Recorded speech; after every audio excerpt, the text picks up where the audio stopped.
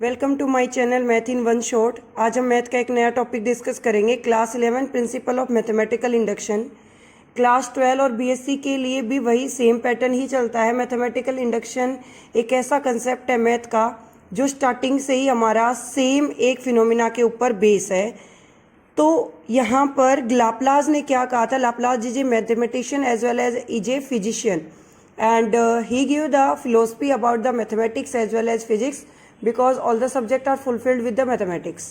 Analysis and natural philosophy are their own most important discoveries to this fruitful means which is called induction. Newton was indebted to it for his theorem of the binomial and principle of the universal gravity.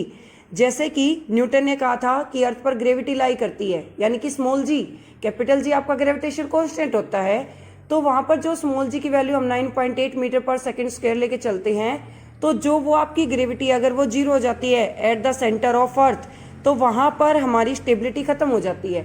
जैसे earthquake आता है तो gravity की value change हो जाती है, इसी वजह से सारी चीजें अपनी जगह से इधर उधर हो जाती हैं, यानी कि अपनी पोजीशन से हिलने लग जाती हैं, क्योंकि टेक्टोनिक प्लेट जो है वो आपकी मोमेंट करती हैं। तो ग्रेविटी की जो डिस्कवरी है वो आपकी किसने दी? न्यूटन ने दी।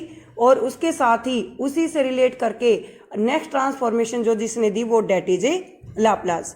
Formula for the sum of n terms, अगर आपको किसी भी एन टर्म का सम फाइंड आउट करना है, लाइक वो नंबर 1 से स्टार्ट है, चाहे वो 100 तक है चाहे वो 200 तक है, इट्स नॉट मैटर, वो आपका फॉर्मूला रहता है n इंटू एन प्लस 1/2। मान लो आपको 10 नंबर का सम निकालना है, तो क्या करोगे? 10 मल्टीप्लाई 10 प्लस 1 यानी कि 11 मल्टीप्लाई 10/2, 2 1 जा 2, 2 5 जा 10, 11 5 जा 55। तो 55 1 to 10 तक के नंबर्स का क्या आ जाएगा? सम। तो यहां पर इस तरीके से आप एन नेचुरल नंबर का सम फाइंड आउट कर सकते हो। अगर आपके वही नेचुरल नंबर अगर स्केयर की फॉर्म में है, तो उसके लिए हम फॉर्मूला लगाते हैं n into n plus 1 two n plus 1 divided by 6 sum of n term, sum of n square, sum of n cube. ये एचएससी में भी बहुत बार पूछा जाता है, एसएससी में भी एक 12th लेवल की अगर हम बात करें तो उसमें भी क्वेश्चन आता है। तो वहां पर आप इस शॉर्ट फॉर्मूले का यूज करके सम फाइंड आउट कर सकते हैं। Next is 1 cube plus 2 cube plus up to सोन n cube n into n plus 1/2 whole square. Whole square पहले यहाँ एन की वैल्यू को रखेंगे, लाइक मुझे 3 नंबर्स के क्यूब का सम चाहिए, तो लाइक 2 का ही चाहिए अगर, तो 2 का क्यूब क्या हो गया? 8 प्लस 1 क्या आएगा? 9।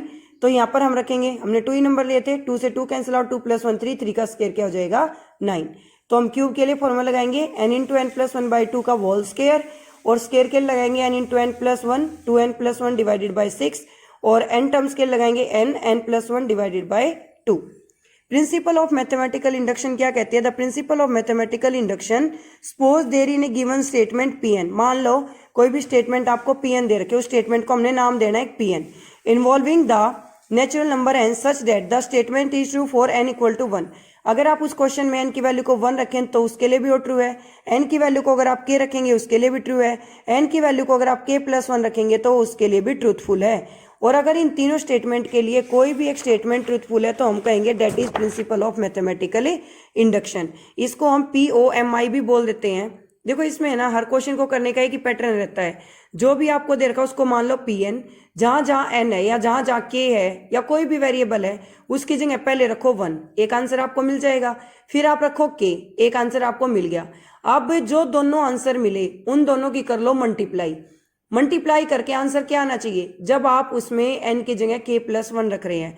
आई रिपीट इट अगेन, एक बार आपने किसी वेरिएबल की जगह रखा 1 के बाद आपने रखा k, दोनों से आपको एक एक आंसर ऑब्टेन हुआ, उन दोनों आंसर की आपने कर दी मल्टीप्लाई।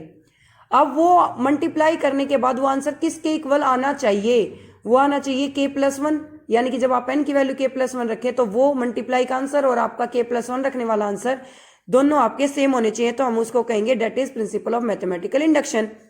एक क्वेश्चन मैंने यहाँ पर लिया, इंपॉर्टेंट है, लास्ट ईयर बहुत बार पूछा भी गया है। अजम्पशन है prove that 2 raised to the power n greater than n for all the positive integer.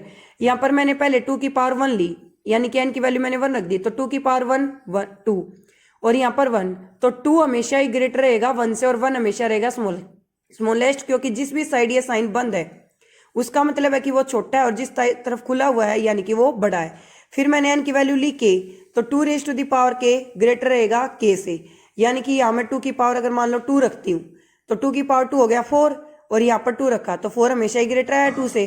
फिर मैंने रखा k+1, देखो मैंने क्या किया, अब 2k की और इस 2 की मल्टीप्लाई कर दी लेफ्ट साइड की लेफ्ट के साथ, राइट की राइट के साथ, तो 2k into 2 base same power है 2k+1, ठीक है। तो ये है मेरा 2k+1 ग्रेटर देन किससे है, 2k से। तो इसको मैं अब बेस सेम पावर इक्वेट करूं तो 2k को क्या लिख सकती हूँ, k+k, और ये आपका k+1, therefore p of k+1 is true for p of k true, hence by the principle of mathematical induction for all the positive integer, every positive integer के लिए principle of mathematical induction ऐसे ही आपकी क्या हो जाएगी, prove.